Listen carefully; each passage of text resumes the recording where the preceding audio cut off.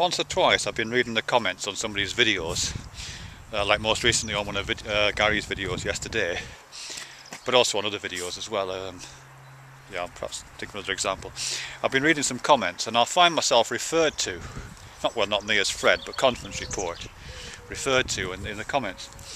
Yeah, as I say, I think somebody called Ken Shaw referred to me in one of Gary's videos yesterday, and in one I made a while back, DosBook said something, used my username to talk to be serious. And it's a weird sensation when you do that. I'm sure people who are more experienced in this are more familiar with it than I am, but when I do that I get this weird kind of frisson about oh, that's a bit rude actually. I think, oh, that's a bit rude.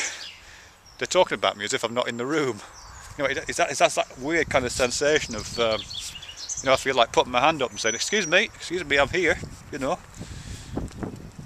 because I'm not in the room, you know what I mean? It's not that, and it's not really that I'm overhearing something, because it's a completely open access information stream. So there's no, all of the protocols around, you know, when you should refer to someone and what kind of you know, what kind of inclusivity you put around your speech is completely different. There's no, I mean, there are, we can have personal messages I suppose, but that is really rude. So it's a bit odd that, but that set me thinking about, you know, what is going on there. What kind of a technology, what kind of a social formation is being produced in which I can see what you're saying about me, I can hear what other people are saying. You know, what's going on with all that? And what it's put me in mind of actually is this thing called the Transparent Society. There's two books called the Transparent Society, one of which is written by, can't remember his name, begins with an M, and it's well, it's a pretty straightforward kind of postmodern reading of contemporary culture, taking on particularly mythology and art. Sounds better than it is. It's not. It's not great. The second is slightly more interesting. It's by David Brin, and it started out, the Transparent Society. It started out as an article in Wired magazine. He used to write for Wired, and then it was subsequently turned into a book again called the Transparent Society. There's been a couple of responses to it, I think. And in this book, and in the original article, David Brin gives two examples of what he calls transparent societies. And he's really writing about surveillance societies. He's writing pre-YouTube and pre-Google Video and all that kind of stuff, pre-Vimeo. And he's writing about English society particularly, because England, the UK, is the most heavily surveilled society in the world apparently. There are more surveillance cameras per head of population than anywhere else on the planet. And he's just writing about that. And he gives two examples of surveillance societies, transparent societies, societies rendered transparent because of the omnipresence of surveillance. And the first one, he says, is a kind of 1984 dystopian surveillance thing, in which, you know, pretty much like contemporary England, but more so, there's surveillance cameras in every shopping mall, in every street corner, in every office, in every bank. So the presence of surveillance cameras is very familiar, but all these surveillance cameras are connected to a central security system, which is pretty much what we've got. It's not entirely centralised, but basically the surveillance cameras that we have in the UK feed either to police stations or to the offices of private security services or that kind of thing. I'll just let these bikes go past. Morning. Morning. Yeah, and so it's a classic kind of Bentham panopticon system, you know, where you've got this central system of surveillance and cameras scattered throughout the society, and the forces of command and control, the security service, keep an eye on everybody from that central position. The second transparent society is a bit more interesting actually, and a bit more relevant to what I'm thinking about here.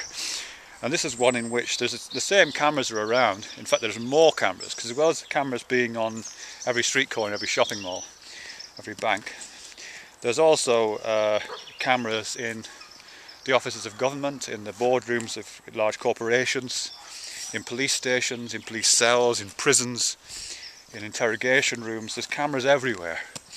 But instead of these cameras feeding to a central a central security point, these cameras, the output from these cameras is made generally available. So now we would say they're uploaded to a central server and put out on YouTube or something. So it's a different kind of transparent society. In the first one, the society is transparent to the ideological forces of command and control. And in the second version, the society is transparent to itself. So everybody can see what everybody else is doing, including, crucially, the security services and corporations. A society that's transparent to itself. And I think it's within that last one that this observation about the fact that we can kind of overhear people talking about us or see what people are saying about us becomes kind of relevant, really, and interesting. Because one of the things that falls out of these two transparent societies is that different kind of people, different kind of subjects, different kind of citizens are created within those two societies.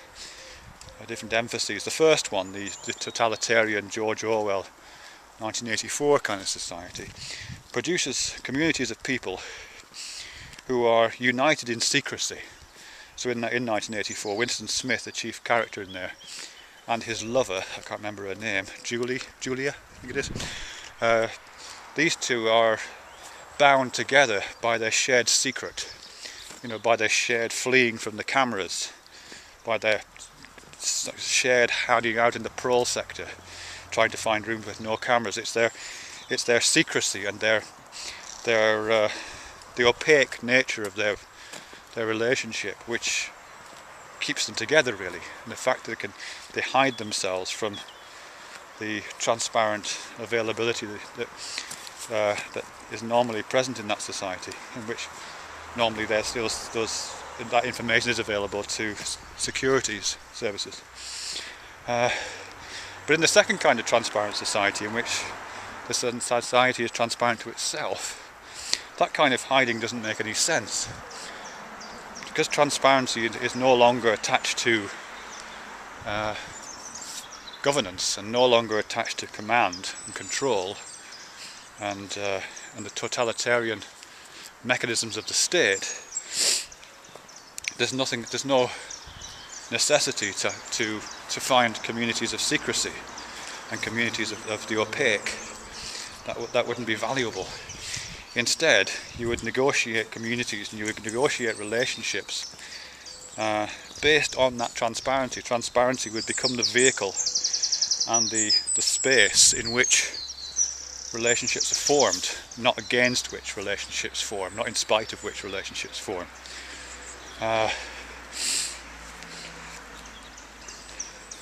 So the kind of people that would be produced in that, as I say, and the communities that would be produced in that, would be people who live their lives on the outside rather than being authenticated by what's happening on the inside, who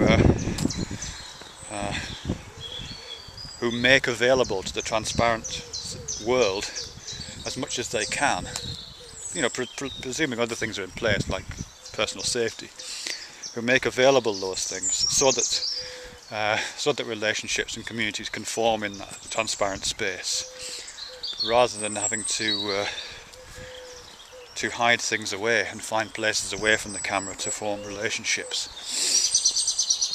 And I suppose these little comments that's made on some of these videos, and the fact that I can overhear them and I can see these videos, it is part of that. There isn't another room that I can go to, or in which these people can go to have their conversations, and in which I can, kind of feel excluded from. The conversations flow through this medium in which we're all constructing ourselves and our communities. Not sure if that makes any sense, really.